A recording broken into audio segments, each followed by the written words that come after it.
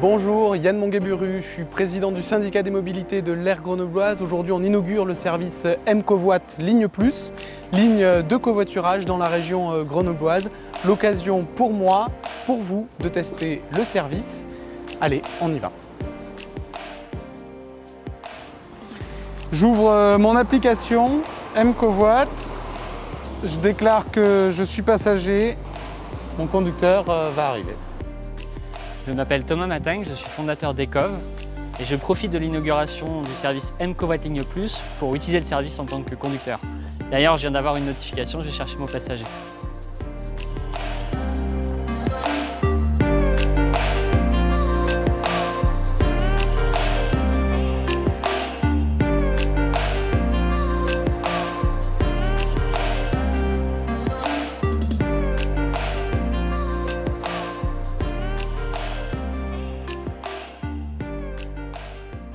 D'abord, le covoiturage, c'est un merveilleux outil pour faire sauter les bouchons parce qu'on peut, dans moins de voitures, transporter autant, voire plus de personnes grâce à tous les sièges qui sont vides et qu'on peut mettre en partage. C'est un outil pour faire de fait reculer la pollution auquel le territoire grenoblois est particulièrement exposé. C'est aussi, et j'insiste là-dessus, un outil pour rendre du pouvoir d'achat pour toutes celles et ceux qui ont besoin de la voiture pour aller au travail. Faire du covoiturage, ça peut être 50 € de pouvoir d'achat gagné chaque mois.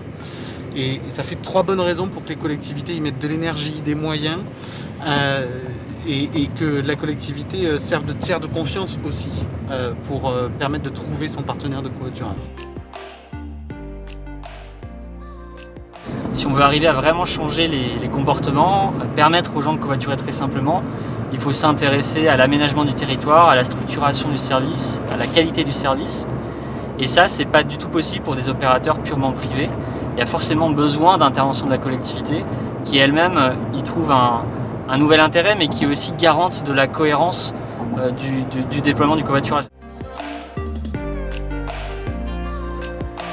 On a un enjeu de justice sociale et territoriale dans la transition des mobilités.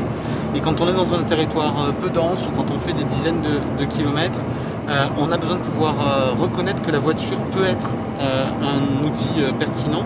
Et pour que ça devienne un outil pertinent et intelligent de la mobilité, on a nécessairement besoin que la voiture elle soit partagée.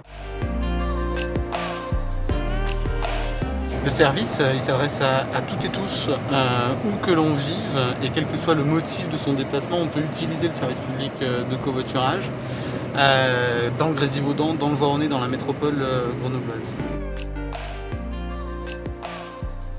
Et quand on ouvre le pass mobilité, on peut découvrir tous les services qui sont à proximité, que ce soit le service d'autopartage, le service de covoiturage, les lignes de tram, de bus, de train, demain de RER, pour qu'on ait une possibilité de passer d'un service à un autre sans difficulté.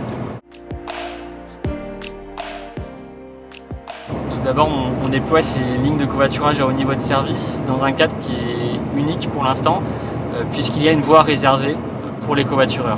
La deuxième raison, c'est qu'on est sur un territoire qui s'est donné les moyens de faire quelque chose qui soit vraiment performant et qui montre une maturité sur la construction du service et l'implantation du covoiturage comme un vrai service public. On a fait sauter les verrous réglementaires et il fallait les faire sauter. On a été pionniers pour changer la loi. Aujourd'hui, tous les outils existent. Les outils législatifs, les outils financiers, les entrepreneurs, les employeurs sont prêts. C'est aux collectivités maintenant de s'en emparer pour qu'il y ait des services de covoiturage dans tous les territoires où on a besoin. Ça y est, je suis arrivé à destination, j'ai déposé mon passager, je l'avais emmené très simplement, sans contrainte. J'ai pu gagner 3 € et puis surtout on a passé un moment très sympa et ensemble on a participé à réduire les bouchons, à réduire la pollution. Maintenant c'est à vous de jouer.